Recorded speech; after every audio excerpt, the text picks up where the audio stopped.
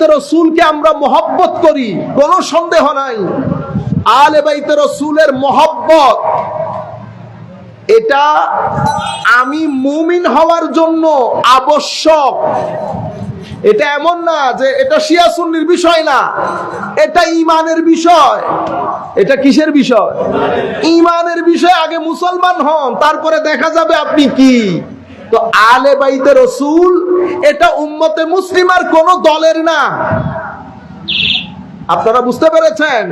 আপনি শিয়া আকীদায় পোষণ করেন, আপনার আকীদা আপনার সাথে, কিন্তু আপনি যদি মনে করেন আহলে বাইতে রাসূলকে শুধু আমি মহব্বত করি, না, আহলে বাইতে রাসূল কোন দলের না। আহলে বাইতে রাসূল কুল কায়নাতের উম্মতে মুসলিমা। কেন? কোরআন কি কারো ব্যক্তিগত সম্পদ?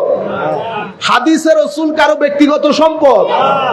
সেভাবে আহলে বাইতে রাসূলও কারো ব্যক্তিগত সম্পদ নয়। আহলে বাইতে রাসূলের প্রতি মহব্বত করাটা, আমি আমার গত বক্তব্যে যেহেতু কথাগুলো বলেছি, আমরা চেষ্টা করব ওই কথাগুলো যেন আর রিপিট না হয়। তো আমি আহলে বাইতে রাসূলের প্রতি মহব্বত এটাকে আবশ্যক করে দিয়েছেন আল্লাহ কোরআনে পাকে, আমার নবী হাদিসে পাকে। সুতরাং আমরা আমাদের সন্তানদেরকে কোরআন এবং সুন্নাহ, নামাজ, তাসবিহ, তাহলিলের সাথে এটাও শিখাইতে হবে যে আহলে বাইতে রাসূলের প্রতি মহব্বত আমাদের ঈমান। আমার সন্তান বাড়তে বাড়তে 7, 8, 9, 10 বছর হতে হতে এই নামগুলো তার মুখস্থ হয়ে যেতে হবে। আহলে বাইতে রাসূলের মহব্বতের কথা তার মুখস্থ হয়ে যেতে হবে। ঠিক সেভাবে সাহাবায়ে কেরামও কোন দলের না। সাহাবায়ে কেরাম কোন দলের না। সাহাবায়ে কেরামও উম্মতে মুসলিমা। আমি আমার সন্তানকে যখন বড় করব, তরবিয়ত দেব, তালিম দেব, সেই তালিম ও তরবিয়তের সাথে সাথে, নামাজ দোয়ার সাথে সাথে আমরা সাহাবায়ে কেরামের প্রতি মহব্বত, তাজিম এটারও কি করতে হবে? শিক্ষা দিতে হবে। আজকের মাহফিল যেহেতু এক্সক্লুসিভলি আহলে বাইতে রাসূলের স্মরণে, সেই হেতু আমরা কনসেন্ট্রেট করব শুধু এই জায়গায়। আপনারা বুঝতে পেরেছেন? সম্মানিত উপস্থিতি, সময় আমাদের চোখের সামনে, পরিবর্তন আমাদের চোখের সামনে, আমরা কোন দিকে যাচ্ছি সেটা সবকিছু আমাদের চোখের সামনে। আমরা সবাই কিন্তু হেরে গেছি, আমরা সবাই হাল ছেড়ে দিয়েছি। আমরা মনে করছি আমাদেরকে দিয়ে আর হবে না। না, আমরা হাল ছাড়বো না। আমরা শেষ নিঃশ্বাস পর্যন্ত কষ্ট করে যাব তরুণ প্রজন্মকে ট্রেকে আনার জন্য। আপনারা বুঝতে পেরেছেন? আমরা যদি হাল ছেড়ে দেই, যা তুর যেন মনে হেন গরগুই। প্রত্যেক মা বাবা এখন কি বলি, বা আর পারতাম না, হয়ে গেছে, এখন তোমার যা মন চাই করো। না, আমরা এটা বলবো না। আমরা শেষ নিঃশ্বাস পর্যন্ত তাদের রাস্তা, গতি, ডাইরেকশন আল্লাহমুখী করার জন্য, রসুলমুখী করার জন্য, পরকালমুখী করার জন্য আমরা চেষ্টা করে যেতে হবে। কেন? কারণ জীবন আল্লাহমুখী, রসুলমুখী, কবরমুখী যদি না হয়, আপনি যদি আপনার সন্তানের উপরে কোটি কোটি টাকা ঢেলে দেন, আপনার সন্তানের জীবন কখনো সুন্দরও হবে না, স্বস্তিরও হবে না, সুখেরও হবে না, স্থিরও হবে না।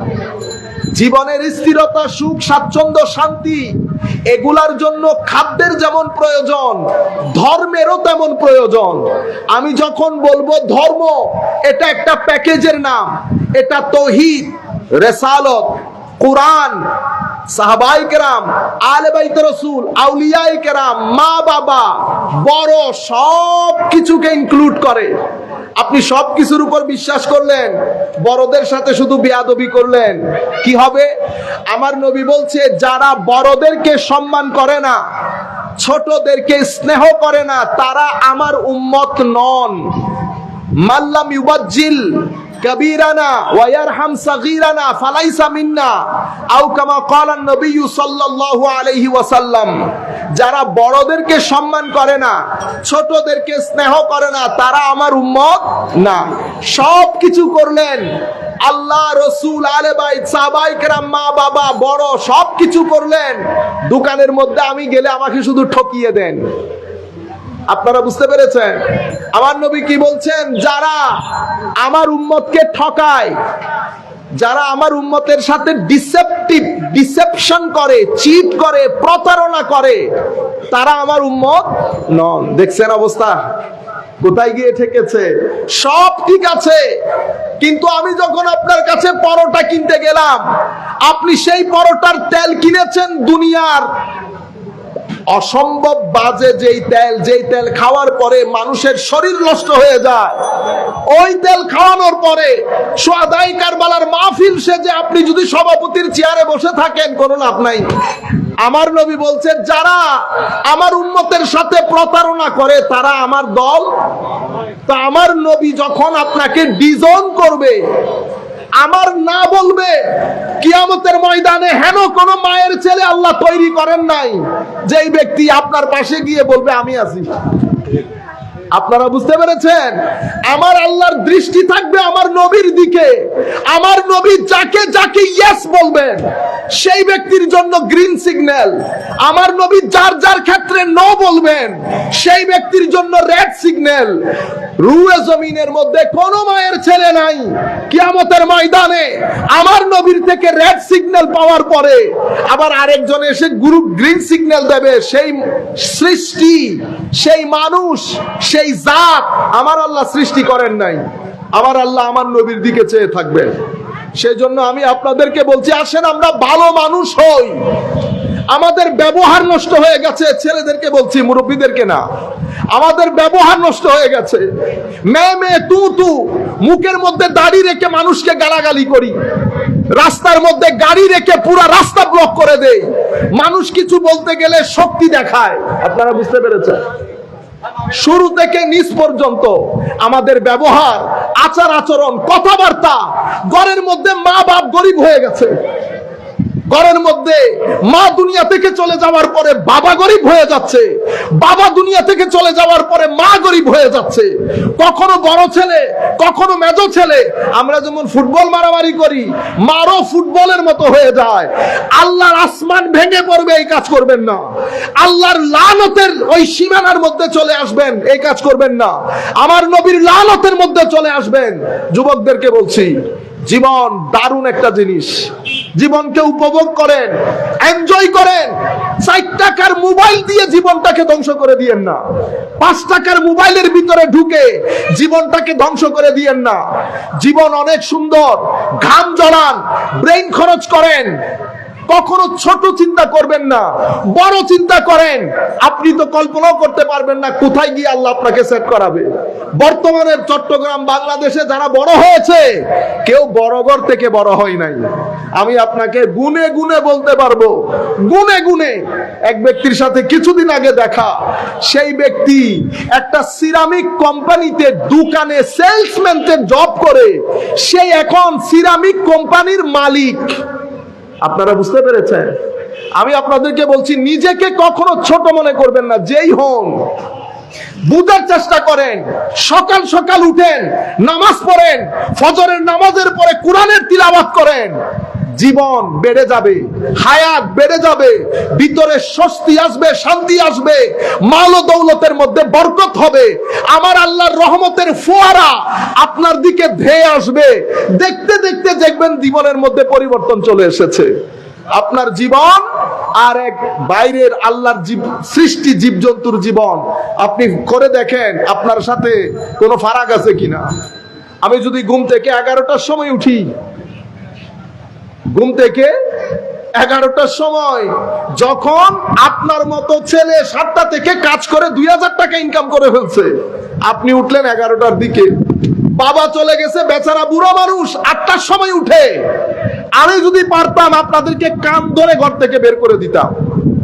আপনারা বুঝতে পেরেছেন? কথা খুব কঠিন করে বলতেছি, আমি বলার হক রাখি, যেহেতু আমি আপনাদেরকে মহব্বত করি এবং আমার আল্লাহ সাক্ষী আমি মহব্বত করি, আমি মহব্বত করি। সেই জন্য বলতেছি, বড়দেরকে না বেটা, আমার বয়সে, আমার ছোট বয়সে যাদের কান ধরতে পারবো। সম্মানিত উপস্থিতি, আমি আপনাদেরকে বলতে চাচ্ছি, আপনি অপরিসীম শক্তির। আল্লামা ইকবাল কি বলেছে জানেন? আল্লামা ইকবাল বলছে, মাওলা, যে আগুন তুমি আমার বুকের ভিতরে দিয়েছো, আল্লাহ তুমি আমাকে জবান দান করো, আমি যেন আমার নবীর উম্মতের যুবকের, প্রত্যেক যুবকের অন্তরে অন্তরে আমি যেন এই আগুন ধরিয়ে দিতে পারি, আমি যেন এই আগুন ধরিয়ে দিতে পারি।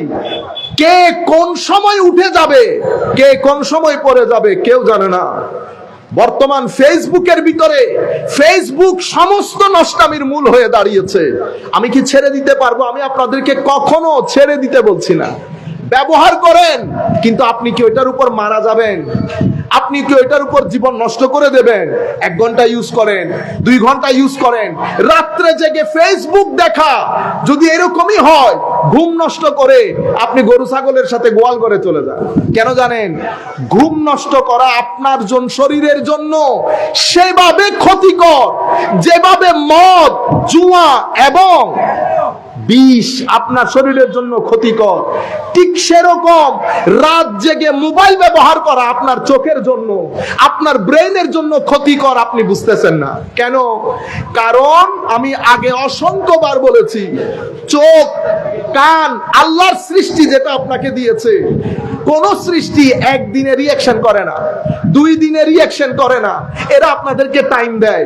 চোখ টাইম দেবে, কান টাইম দেবে, মুখ টাইম দেবে। একটা নির্দিষ্ট সময়ের পরে এক যুগে যখন রিঅ্যাকশন করা শুরু করবে, তখন আপনার বয়স মাত্র 30 বছর বয়সে এবার আপনার চোখ আস্তে আস্তে কম দেখতে শুরু করেছে, আপনার মাথার চুল পড়ে যাচ্ছে, আপনি গ্যাস্ট্রিকের জন্য খেতে পারছেন না।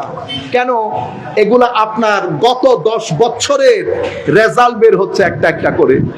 পৃথিবীতে অসংখ্য নিয়ামতের ছড়াছড়ি। আমার আল্লাহ আপনাকে ব্রেইন দান করেছেন, ব্রেইন ইউজ করেন। ব্রেইন ইউজ করে জাতির জন্য কিছু করেন, মা বাবার জন্য কিছু করেন, পরিবারের জন্য কিছু করেন। এখন আপনি নিজের জীবন নিজে চিন্তা করে দেখেন, আমার নবীকে যদি স্টেজে বসি আমি আপনার জীবন দেখাই, আমার নবী খুশি হবেন কিনা? আমাদের নবী, আমার আল্লাহ আপনাকে শিখিয়ে দিচ্ছে সকাল সকাল উঠে যেতে। আপনি উঠলেন দিনের 11টায়, তখন পৃথিবীর সূর্য, যখন আপনি 11টার সময় উঠেছেন, মধু পোকা 11টা বাজতে বাজতে মিনিমাম 10 কিলো মধু জোগাড় করে ফেলেছেন 6 কিলোমিটার দূরে গিয়ে। আমি মধু পোকার কথা বলছি। সূরা নাহালের মধ্যে যদি পবিত্র কোরআনে সূরা নাহাল যদি পড়েন, আপনারা দেখবেন আল্লাহ পুরা জিনিসটা বর্ণনা দিয়েছেন। মানে আমি 11টার সময় যখন উঠেছি, মধু পোকা 1 গ্যালন মধু সংগ্রহ করে ফেলেছে। আপনারা বুঝতে পেরেছেন? কাজেই আমরা ফেরত আসি। প্রত্যেক যুগে আল্লাহ রাব্বুল আলামিন পৃথিবীকে দেখানোর জন্য 2টা শক্তি রেখেছেন। কেউ ফেরাউনের নাম করেন, এখন ফেরাউনের প্রশংসা কেউ করি আমরা, কেউ অ্যাপ্রিসিয়েট করে না। কেন? কারণ ফেরাউন আলামত হয়ে গেছে কিসের? আলস্যের, মারামারির, দাঙ্গা হাঙ্গামার, জুলমের, করাপশনের। এটার আলামত হচ্ছে ফেরাউন। কেউ করাপশন করলে আমরা কি বলি? আস্তাকটা ফেরাউন। গালি দিলে বলি ফেরাউন, জুলুম করলে বলি ফেরাউন, সমাজের মধ্যে ফিতনা ফাসাদ করলে বলি ফেরাউন। তো সে কি হয়ে গেছে? সেই সমস্ত মন্দের সিম্পটম হয়ে গেছে। যেখানে যেখানে ফেরাউন থাকবে, সেখানে সেখানে আল্লাহ মূসাকে পাঠাবেন। যেখানে ফেরাউন পাবেন সেখানে মূসা থাকবে। সময়ের পরিবর্তনে মূসার সংখ্যা হয়তো কম হয়ে আসবে, কিন্তু মূসা থাকবে। মূসা তাইলে তো মানুষ ফেরাউনের বাতাসে উড়ে যাবে। আমার আল্লাহ সেটা করেন নাই, আদালত প্রতিষ্ঠা করেছেন। যেখানে ফেরাউন সেখানে মূসা, যেখানে নমরুদ সেখানে ইব্রাহিম। আপনারা বুঝতে পেরেছেন? যেখানে ইয়াজিদ সেখানে হুসেন, যেখানে ইয়াজিদ সেখানে হুসাইন। ইয়াজিদের উপর ছেড়ে দেয় নাই। আমাদের এখানে আল্লামা ইকবাল চমৎকার একটা কথা বলেছেন, को खालिक से यानी मोहब्बत खालिक से भी, शैतान से याराना भी। मोहब्बत खालिक से भी, शैतान से याराना भी। ये बता हशर में अकीदत का सेला किससे मांगेगा? मोहब्बत कातिल से भी, मकतूल से हमदर्दी भी। ये बता हशर में मोहब्बत का सला किससे मांगेगा? को मोहब्बत আল্লাহর সাথেও, আবার শয়তানের সাথেও দোস্তি। मोहब्बत खालिक से भी मखलूक से शैतान से याराना भी শয়তানের সাথে আবার বন্ধুত্ব আছে। তো আল্লামা ইকবাল বলছেন ইয়ে বাতা, হায়রে নবীর উম্মত, এখন বল কিয়ামতের ময়দানে বদলাটা কার কাছে চাইবি, আল্লাহর কাছে না শয়তানের কাছে? মোহাব্বত কাতিল সে ভি, যিনি হত্যা করেছেন তার সাথেও মোহাব্বত। মকতুল সে হামদর্দি ভি, যাকে কতল করা হয়েছে তার সাথেও কেমন একটা ভাব, সফটনেস। আল্লামা ইকবাল বলছেন ইয়ে বাতা হাসর মে মোহাব্বত কা সেলা কিসসে মাঙ্গেগা, কিয়ামতের ময়দানে এই মোহাব্বতের প্রতিদান তুমি কার কাছে চাইবা? যিনি হত্যা করেছেন তার সাথে না যিনি হত্যা হয়েছেন তার সাথে? আমাদের জীবনে ডিসিশন একটা, হয় ফেরাউন নয় মুসা, হয় নমরুদ নয় ইব্রাহিম, হয় ইয়াজিদ নয় হুসাইন। আপনারা বুঝতে পেরেছেন? মোহাব্বত হুসাইনের, জীবন আদর্শ ইয়াজিদের। আপনারা বুঝতে পেরেছেন? মোহাব্বত হুসাইনের রাদিয়াল্লাহু তাআলা আনহু, কিন্তু জীবনের পরতে পরতে ইয়াজিদ বসে আছে। কথা বলি রুক্ষ, মানুষের সাথে মুআমালা করি, মুআমালাতের মধ্যে ইয়াজিদি। টাকা দেব বলে দেই না, ধার নিয়েছি আর কোনো খবর নাই, আপনার কাছে গিয়েছি আমাকে ওষুধ দেবেন, আপনি বাজার থেকে 10 নাম্বারই ওষুধ নিয়ে এসেছেন। আপনি জমজমের পানি উপরে জমজম লিখে কূপের কানি মানুষকে খাওয়াইতেছেন। আপনার দাড়ি লম্বা, আপনি আল্লাহর রাস্তায় খরচ করেন। আপনি বুঝেন আল্লাহর রাস্তা কোনটা? আপনি চুরির মাল এনে আল্লাহর রাস্তায় খরচ। এখন একটা দোয়া করব, এই দোয়াতে আপনারা আমিন বলবেন। গতকালকেও করেছি, আমি চিন্তা করতেছি আল্লাহ যদি তৌফিক দান করেন এই 10 দিন করবো এই দোয়া। আল্লাহ, যাদের মাধ্যমে আমাদের দেশে করাপশনের বাজার গরম হয়েছে, বিয়াদবির বাজার গরম হয়েছে, মাওলা তাদের তকদিরে যদি হেদায়েত থাকে আল্লাহ আপনি হেদায়েত করেন। আমিন। আর যদি তকদিরে হেদায়েত না থাকে মাওলা তুলে সমুদ্রে নিক্ষেপ করেন। আমিন। যেন আমাদের তরুণ প্রজন্ম ট্র্যাকের মধ্যে চলে আসে। এটা অসম্ভব সুন্দর একটা দেশ, আমাদের দেশ অসম্ভব সুন্দর একটা দেশ। ইউরোপ, আমেরিকা, এই টিভির চাকচিক্যের মধ্যে আপনারা হারিয়ে যান। আমেরিকায় যারা থাকে তাদেরকে জিজ্ঞেস করেন ভালো আছে কিনা। ভালো হওয়ার ভাব দেখায়। কি দেখায়? ভাব। কেন? কারণ ভালো থাকা সেটা অন্তরের বিষয়। সেটা কিসের বিষয়? অন্তরের বিষয়। আপনি যদি ভালো থাকেন তো কিছু জিনিস দিয়ে সেটা বোঝা যাবে।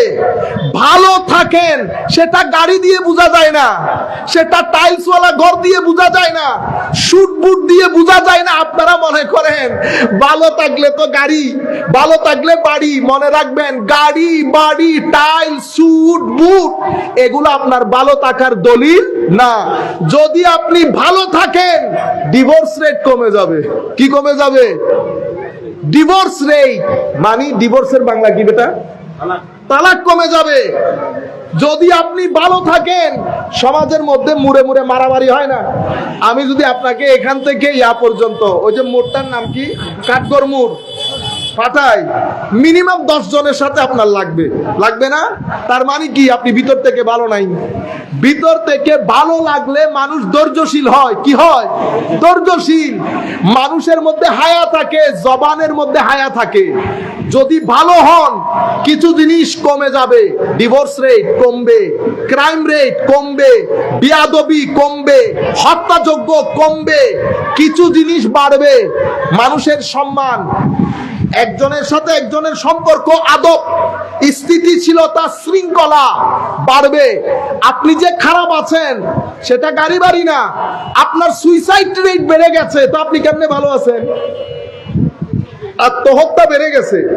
আমেরিকার মধ্যে আত্মহত্যা বেশি না বাংলাদেশে বেশি? আমেরিকাতে বেশি। তো আপনি বলতেছেন আমেরিকা বহুত ভালো, গাড়ি বাড়ি বড়। আপনারা বুঝতে পেরেছেন? আমাদের বাংলাদেশে এই পর্যন্ত কোন ছেলে উঠে কোন স্কুলের মধ্যে ব্রাশ ফায়ার করছে? আমেরিকাতে হয়েছে ঘটনা, প্রত্যেক মাসে হচ্ছে। এখন আপনি বলেন তো ভালো কে আছে? মানুষের ভিতর যদি ভালো থাকে তাইলে তো এই ঘটনা ঘটবে না। গাড়ি, আমাদের ছেলেদেরকে বলছি, এটা আপনারা মনে করেছেন হুজুর গাড়ি লাগবে, বাড়ি লাগবে, খবরদার। আল্লাহর দরবারে হায়াতে তাইয়্যিবা চাইবেন, আল্লাহর দরবারে হুসাইনিয়ত চাইবেন, ইয়াজিদিয়ত থেকে পানা চাইবেন। টাকা পয়সা, ধন দৌলত, গাড়ি বাড়ি সবকিছু হুসাইনিয়তের আদর্শ লালনকারী হবে যদি আপনার কলব বাতেনের মধ্যে ইতমিনানে কলব তথা প্রশান্তি থাকে। প্রশান্তি কিভাবে আসে? দুইটার মাধ্যমে আসে। কি কি জিনিস?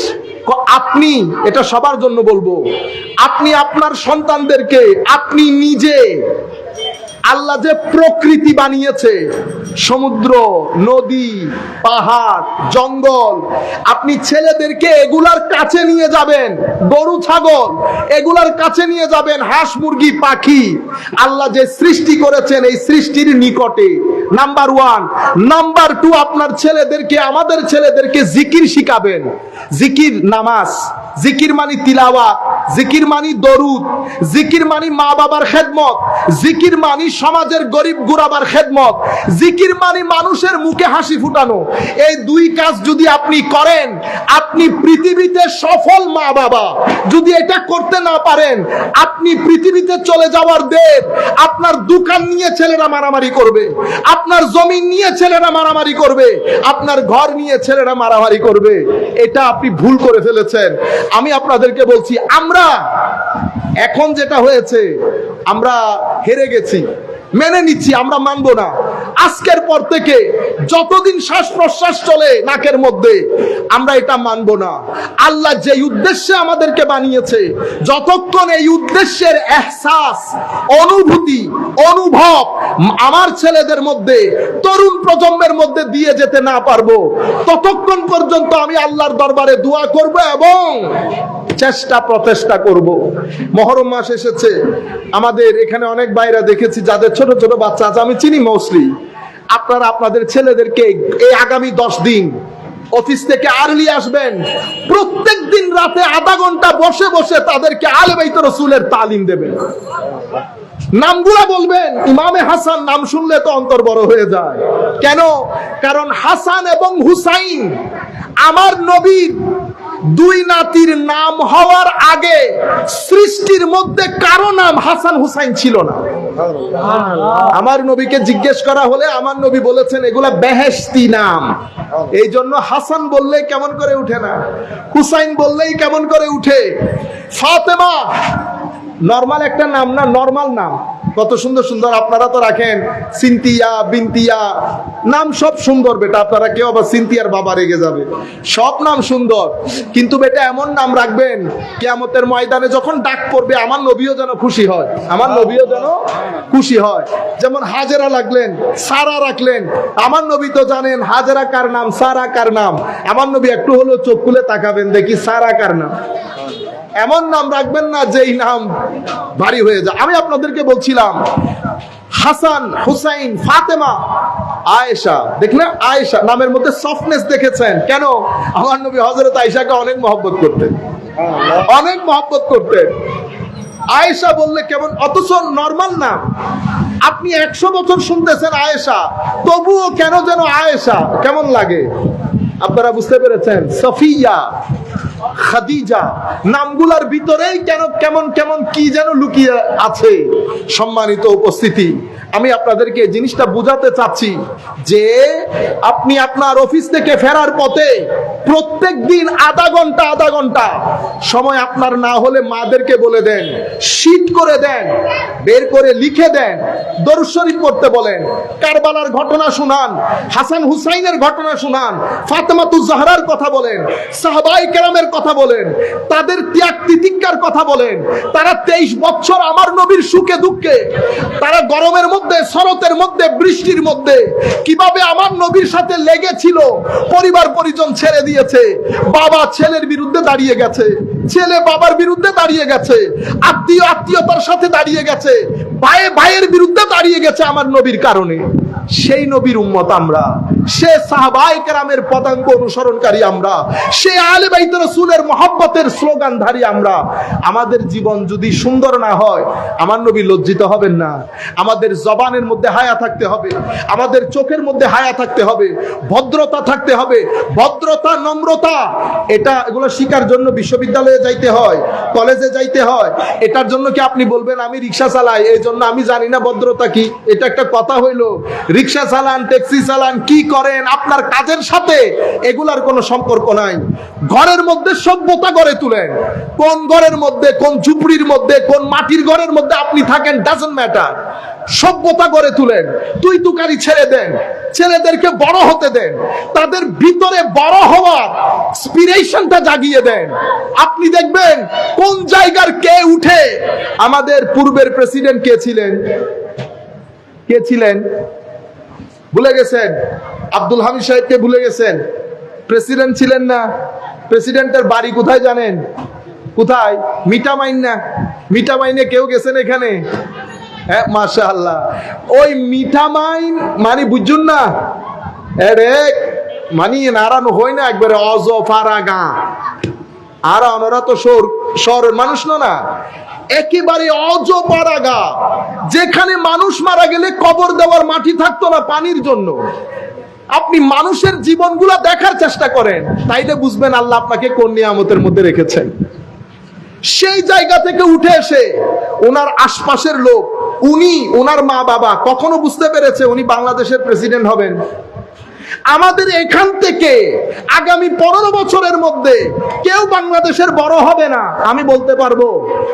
কেউ বলতে পারে না। আমার ভাইয়েরা, নিয়ত ঠিক রাখেন, সৎ থাকেন, চেষ্টা করেন, ঘাম জড়ান। ঘাম জড়ানো বাদে টাকা পকেটে ঢুকাতে চেষ্টা করবেন না। টাকা ওইটা নেবেন যেটার পেছনে ঘাম জড়বে। ঘাম জড়ানো ছাড়া উইতেতুন 10 লাখ, উইতেতুন 15 লাখ, অনেক গাড়ি চলে ডুডুরি মারে ইত্যাদি গুন্দে ইন 5 বছর 10 বছর এগুলা দেখা হয়ে গেছে।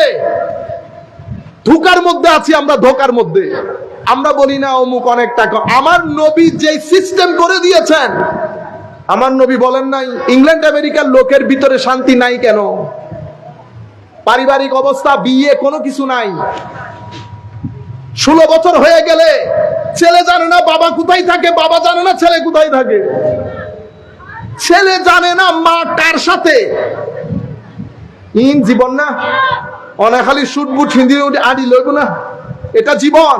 কেন এই অবস্থায় পড়েছেন? আমি তখন একটা জায়গায় জব করতাম, তো আমার ঊর্ধ্বতন কর্মকর্তা আমাকে জিজ্ঞেস করতেছেন এখানে এই অবস্থা হলো কেন? আল্লাহ তোমাকে আমার নবীর একটা হাদিস শোনাই। হাদিস মানে গিয়ে লম্বা কথা। আমি তাকে বললাম আরেকজনের সম্পদ নিজের দেশের মধ্যে এনে বাইরে সুফি সাধক সেজেছেন, সেই কারণে এই দশা। আপনি বুঝতে পেরেছেন? আপনি ইংল্যান্ড সাজিয়েছেন, টাকা কিন্তু আপনার না, টাকা আমার। আমার ঘাম জড়ানো পয়সা, কৃষকের ঘাম জড়ানো পয়সা এখানে মারামারি লাগিয়ে দিয়ে আমাদের কতগুলো বাজে লোকের মাধ্যমে আপনি এই টাকাটা ইংল্যান্ডে নিয়ে গেছেন। ঠেলা বুঝেন এবার। 50 বছরও যেতে পারে নাই, পারিবারিক অবস্থা ভেঙে গেছে। বাবা, সন্তান, বাবা যখন 80-90 বছরের হয়, চিন্তা করতে পারবেন সন্তান 2-4 মাস পরে একবার আই বাপরে চাইবে, 2-4 মাস পরে একবার বাবাকে দেখতে আসে। আপনারা বুঝতে পেরেছেন? সেই কারণে পরের সম্পদ, আরেকজনের সম্পদ কোনো নাম দিয়ে খাবেন না। আপনারা বুঝতে পেরেছেন কেন ভাই? কারণ এই টাকা আপনার 2 জেনারেশনের শান্তি নষ্ট করবে মিনিমাম। কয় জেনারেশন? 2 জেনারেশনের শান্তি নষ্ট করবে। শুধুমাত্র শান্তি নষ্ট করবে তা না, লাঞ্ছিত হবে, বঞ্চিত হবে। আপনারা বুঝতে পেরেছেন? ইয়েজিদের বিষয়ে আল্লামা ইকবাল একটা চমৎকার কথা বলেছেন, সেটা আপনাদের সাথে শেয়ার করি। আল্লামা ইকবাল বলছেন, তো হুসেন রাদিয়াল্লাহু তাআলা আনহু, তো আপনার প্রতিশোধের একেবারে আমরা বলি না লাজবাব করে দিছে। এ হুসাইন হাদ হি নেহি তেরি ইন্তেকাম কি, আপনার প্রতিশোধের কোন সীমা পরিসীমা, লাজবাব প্রতিশোধ। আপনাদের মনে প্রশ্ন আসতেছে না, কিরে হুজুর তো যুদ্ধই করতে পারেন নাই, 10-11 জন মিলে 80-90 জন মিলে এত বড় বাহিনীর সাথে যুদ্ধ করার কোনো সুযোগ আছে? কিন্তু মনে রাখবেন, যখন আপনি আদর্শের সাথে থাকবেন, নো ম্যাটার আপনি সংখ্যাই কত, আপনি দুনিয়া থেকে চলে যান, আপনার আদর্শ আপনাকে কিয়ামত পর্যন্ত বাঁচিয়ে রাখবে। আপনার আদর্শ যদি আপনি সৎ থাকেন, যদি আপনার ভিতরে একনিষ্ঠতা থাকে, পুরা পৃথিবী চেষ্টা করলেও আপনার আদর্শ জমিন থেকে মুছতে পারবে না। যদি আপনি সংখ্যাই বেশি হন আর আদর্শ না থাকে, পুরা পৃথিবী মিলে চেষ্টা করলেও আপনাকে পৃথিবীতে বাঁচিয়ে রাখতে পারবে না। ইমামে হুসাইনের সাথে আদর্শ ছিল, আমার নবী ছিলেন, জাস্টিস ছিল, হিউম্যানিটি ছিল, মোহাব্বত ছিল, প্রেম, ভালোবাসা, ইকুয়ালিটি, সুবিচার, মানুষের প্রতি ভালোবাসা, সবকিছু মিলে ইমাম হুসাইন দাঁড়িয়েছেন আদর্শ নিয়ে। সংখ্যায় কম। আল্লামা ইকবাল বলছেন, হুজুর হদ হি নেহি তেরে ইন্তেকাম কি কে লফজ ইয়াজিদ কো গালি সে বদতর বানা দিয়া। বুঝেছেন?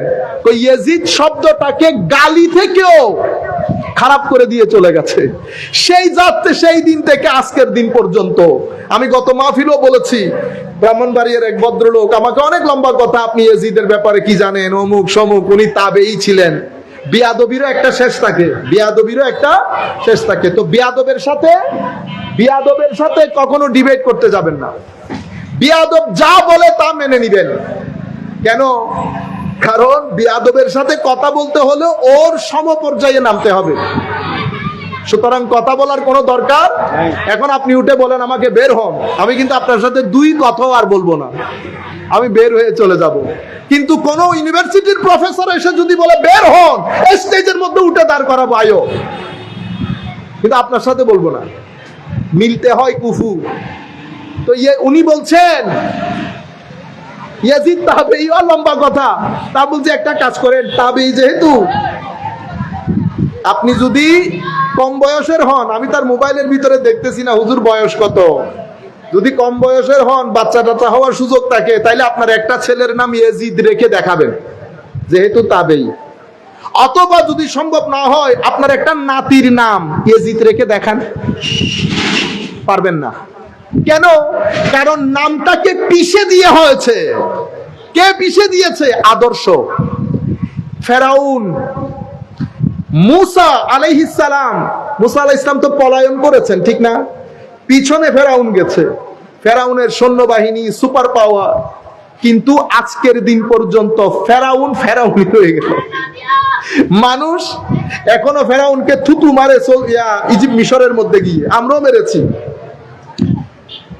আপনি জালেমের জন্য যখন শব্দ ব্যবহার করেন, ওই ফেরাউন, গালি দিল আস্তে একটা ফেরাউন, করাপশন করেছে আস্তে একটা ফেরাউন, মানে সে একটা পুরা একটা হেডলাইন হয়ে গেছে। কিসের? মন্দের। আদর্শের মধ্যে হযরতে মূসা আলাইহিস সালাম, এটা আদর্শের লাইন ছিল, সেটা বেঁচে আছে, সংখ্যাই কম। হযরতে ইব্রাহিম আলাইহিস সালাম আদর্শের উপর থেকে আগুনের মধ্যে নিক্ষেপিত হয়েছে, সব পাওয়ার তাদের, কিন্তু ইব্রাহিম আলাইহিস সালাম বেঁচে আছেন সমাজের মধ্যে। কেউ নন মুসলিম বলেন, খারাপ মানুষ বলেন, সোসাইটির মধ্যে একটা ডাকাত ধরে আনেন, ডাকাত, তারও জিজ্ঞেস করেন ফেরাউন না মুসা, সেও বলবে মুসা। এটা আজীব বিচার আল্লাহ। সমাজের সবচেয়ে খারাপ মানুষ, যেই ব্যক্তি ধর্মকর্ম বুঝে না, হুসাইন ইয়াজিদ চিনে, তাকেও জিজ্ঞেস করেন হুসাইন না ইয়াজিদ, সে চোখ বন্ধ করে চিন্তা ছাড়া বলে দেবে দূর বেটা, ইয়াজিদ আবার কি জিনিস। এবং সেটা এমন ভাবে ধুয়ে মুছে সরকার হয়ে গেছে, অর্ধ পৃথিবী শাসন করেছে, কিন্তু পৃথিবীবাসী জানে না তার কবর কোথায়। পৃথিবীবাসী জানে না তার কবর কোথায়। সুতরাং আমি ছেলেদেরকে বলছি, আমার ছোট ভাইয়েরা, বেটা আদর্শ, সততা, চেষ্টা প্রচেষ্টা, সাহস, ভদ্রতা, নম্রতা, এগুলা হচ্ছে আমাদের আচরণ। এগুলার মাধ্যমে আপনার প্রতিষ্ঠা। মনে রাখবেন, যে রাস্তা দিয়ে আমরা হাঁটছি, রাস্তা পাকা হয়ে যাবে যেভাবে ইউরোপে পাকা হয়েছে। লাইট থাকবে, আগে এয়ার কন্ডিশন ছিল না, এয়ার কন্ডিশন হয়ে যাবে। গাড়ি নাই, গাড়িও হয়ে যাবে। গাড়ি, বাড়ি, এয়ার কন্ডিশন সবকিছু আমার দরকার, কিন্তু বিশ্বাস করেন সবকিছু মিলে আপনার ভিতরকে শান্তি দিতে পারবে না। সেই কারণে বাংলাদেশে আত্মহত্যা অনেক বেড়ে যাচ্ছে, আপনারা জানেন কিনা জানি না। যদি আপনাদের দেখতে মন চায়, চট্টগ্রাম হসপিটালে পুরো সপ্তাহে মিলে 3-4 দিন যাবেন ইমার্জেন্সিতে, দেখবেন কি পরিমাণ মানুষ আত্মহত্যার দিকে ঝুঁকছে। কেন করছে? আপনার অতি মাত্রায় মোবাইল নির্ভরতা, আপনি অতি মাত্রায় আর্টিফিশিয়াল হয়ে যাচ্ছেন। আপনি যখন এই বিল্ডিং, এই গাড়ি বাড়ি, ভূ এগুলার ভিতরে থাকবেন, আপনার যে ফিতরত দিয়ে আল্লাহ আপনাকে তৈরি করেছেন, এটাকে বলে ফিতরাতুল্লাহ আল্লাতী ফাতারান নাস আলাইহা। এটাকে আমরা বলি primordial nature of human being, যেটা যেই অবস্থাতে আল্লাহ আপনাকে বানিয়েছেন। আমি যদি আপনাকে এখন পাহাড়ে নিয়ে যাই, দেখবেন আপনার ভিতর আপনার আসতে ইচ্ছে করবে না। আপনি দেখবেন বেশি কথা বলতেছেন। কেন? কারণ মাছ যেমন পানির ভিতরে লাফালাফি শুরু করে, ঠিক না? বাঘ চিনেন? বাঘ সিংহ কি পরিমাণ শক্তিশালী দেখছেন, কিন্তু ক্রোকোডাইল আছে না, এটারে বাংলাতে কি বলবে? এটা কুমির পানি ছেড়ে যখন কুলে আসে, বাঘ একবার ডান পায়ে দেয় থাপ্পড়, আরেকবার বাম পায়ে দেয় থাপ্পড়, তারপরে ঘাড়ের মধ্যে চাইপা ধরে কুমিরকে। এই কুমির যখন পানিতে যায়, তো 7-8টা বাঘ মিলে কুমিরকে পারে। কেন? কারণ কুমির আর পানি এটা এই মুদ্রার এপিঠ ওপিঠ। আমাদেরকে আল্লাহ একটা নেচার দিয়ে বানিয়েছেন, আমাদের ভিতরে একটা প্রকৃতি স্বভাবজাত ধর্ম আছে। পানি, সমুদ্র, জঙ্গল, সৃষ্টি, এগুলা যখন আমরা দেখি, আমাদের ভিতরে অটোমেটিক্যালি একটা ভালো লাগা আসে। আপনারা একটা কথা বললে আপনারা জানেন, ইন্টারেস্টিং, আপনারা হয়তো এটা খেয়াল করেন নাই, কুরবানির 4 দিন আগে আপনারা গরু কিনেন, ঠিক না? আপনার যেই ছেলে, আপনি তারা সারাদিন ডিয়াইলেও গরুর পিছনে যাবে না, কিন্তু সে এই কুরবানির গরু নিয়ে 4-5 দিন ঘরে আসছে। আর আপনারা জানেন ওই 5-6 দিন বাংলাদেশের ক্রাইম রেট অনেক নিচে চলে গেছে। কিসের কারণে? কুরবানির গরুর কারণে। কুরবানির গরুর কারণে আপনার দেশের ক্রাইম রেট, আত্মহত্যার রেট ওই 4-5 দিন নিচে চলে গেছে। কারণ আল্লাহ আমাদেরকে বানিয়েছেন ওভাবে। এবং ওই অবস্থায় যখন আপনি নামাজ দোয়া পড়বেন, আপনি আমার ওই বাপদাদাদের মতো আসল মানুষে রূপান্তরিত হবেন। তখন আপনার ভিতরে নাই ভাব আসবে না, তাওয়াক্কুল থাকবে, ইয়াকিন থাকবে। আমার বাপদাদাদের যেমন ছিল, আপনি আমি সবাই মিলে সেই চেষ্টা করতে হবে। দয়া করে ছেলেদেরকে একটু পৃথিবী দেখান, অন্তত সি বিচে নিয়ে গিয়ে তাদেরকে জাহাজ আর পানি দেখান। চোখ যখন পানি দেখবে, ভিতরের মধ্যে একটা আত্রিন, ভিতরের মধ্যে কেমন কেমন একটা ভাব দেখবেন, তাই সে ফ্রেশ হয়ে গেছে। এইভাবে আল্লাহ আমাদেরকে সৃষ্টি করেছেন। এই জন্য আমার নবী বলছেন, কুল সিরু ফিল আরদ, পৃথিবীর মধ্যে সায়ের করো, সফর করো। সাহাবায়ে কেরাম করেছেন, সলফে সালেহিনে উম্মত, সফরের মধ্যে জীবন অতিবাহিত করে দিয়েছেন। আপনারা বুঝতে পেরেছেন? আল্লাহ রাব্বুল আলামিন আমাদের হামি ও নাসির হোক। অনেকে প্রশ্ন করেন, হুজুর আমার মা আর বউ পড়তেছে না মারামারি। আমি আপনাদেরকে একটা ছোট্ট ডোজ, কিছু করিয়েন না। 2 জনকে নিয়ে এখন সুনামগঞ্জে চতুর্দিকে পানি, হাওরের পানি আর কি, 2-4 দিন থাকতে পারবেন, তেমন টাকা পয়সা খরচ হয় না। আপনি 2 জনকে নিয়ে সেখানে যান, 3 দিন রাখেন, 3 দিন পরে দেখবেন 1 মাস শান্তিতে থাকবেন। আমি আপনাদেরকে গ্যারান্টির সাথে বলতেছি। এটা পৃথিবী, আমরা একসাথে থাকতে থাকতে বাচ্চারা পর্যন্ত, একটা ছেলে আইসা বলতেছে, হুজুর বাচ্চা খালি কাঁদে, একটা ফু দেন। তো আল্লাহ মিন্না আলিল্লাহ, সব ফু দিয়ে হয়ে গেলে তো আর ডাক্তার ইঞ্জিনিয়ার লাগতো না। আপনি আপনার ছেলেকে নিয়ে বের হন বাইরে, তার একটু দুনিয়া দেখান। এই 3000, 5000, 700-800 স্কোয়ার ফিটের ঘর একটার ভিতরে তারে ঢুকাইছেন, আপনি আর বের হচ্ছেন, ভিতরে ঢুকতেছেন, তারা তো বের হচ্ছে না। আগে তো ঘর বাড়ি, আমরা বাড়িতে থাকতাম, মাঝখানে উঠোন, একজনের ঘরে আরেকজন, সেজন্য বুঝতে পারেন নাই। এখন তো আপনি মানসিক রোগী হয়ে যাচ্ছেন। তো ছেলেকে যখন আপনি বের করবেন, তাকে প্রকৃতি দেখাবেন, পক্ষী দেখবে, পাখি, দেখেন বাচ্চারা যখন পাখি দেখে কেমন করে, এক পাখির কথা আপনাকে আধা ঘন্টা শোনাবে, বাবা পাখি বাবা পাখি। আল্লাহ তাদেরকে বানিয়েছেন এইভাবে করে। আপনি পাখির ক্ষুধা তাকে টিভিতে ওই সমস্ত জিনিস দেখায়, পাখির ক্ষুধা মিটাইতে পারবেন না। আপনারা বলেন না হুজুর রাস্তাঘাটে ছেলে যেগুলা হয় সেই ছেলেগুলা এরকম হয়, আমাদের গুলো এরকম কেন? তারা প্রকৃতির সাথে মিলেমিশে বড় হয়। আমার ছেলে আমার গুলো সেই জন্য ইংল্যান্ড আমেরিকার মধ্যে ওরা কি করে, ওরা বড় বড় পার্ক করে, সেই পার্কের মধ্যে বাবারা হাঁটে, ছেলেদেরকে নিয়ে যায়, ফুটবল খেলে। যদি ওইটা না থাকতো পরিস্থিতি আরো করুণ হতো। আমি আপনাদেরকে বলছি শুধু মাহফিল করলে তো আর হবে না। আমি চাচ্ছিলাম মাহফিলের মধ্যে উলামায়ে কেরাম আমাদের সামগ্রিক সমস্যাগুলোর কথা তুলে ধরুন। আমাদের সমস্যার কোনো ঠিকানা নাই। আমাদের ছেলেগুলা ডিপ্রেশনে পড়ে যাচ্ছে, মদ জুয়া অসামাজিক কার্যকলাপে লিপ্ত হচ্ছে। আমি কোনো কিছুই মেনশন করি না মাহফিল গুলাতে, আমি শুধু অমুক এটা বলছে সমুক এটা বলছে, ঠিক কিনা বলেন, আরেকজন কাফের হয়ে গেছে। ইয়া আল্লাহ, আপনারা বুঝতে পেরেছেন? আল্লাহ রাব্বুল আলামিন আমাদের হামি ও নাসির হোক। মনে রাখবেন, আমার জন্য আমার সবচেয়ে বড় সম্পদ কি? আপনি যদি মনে করেন আমার টাকা পয়সা, আমি বলবো না। আমার ঘর বাড়ি না, আমার সন্তান আমার সবচেয়ে বড় সম্পদ। যেহেতু আমার সন্তান আমার সবচেয়ে বড় সম্পদ, আমি সবচেয়ে বেশি সময় দিতে হবে আমার সন্তানকে। সন্তানদেরকে কোরআন শিখান, আল্লাহর ওয়াস্তে কোরআন শিখান। প্রত্যেক দিন সন্তানদের কোরআন পড়াটা পারফেক্ট একদম ওয়াজিব করে দেন। এখন আপনি যদি নিজে না পড়েন সেটা আপনি করতে পারবেন না। আপনি কোরআন শরীফ পড়েন, অন্তত কোরআন শরীফকে দেখেন। আমার ভাইয়েরা, এই যুগে অনেক অনেক অনেক জরুরি।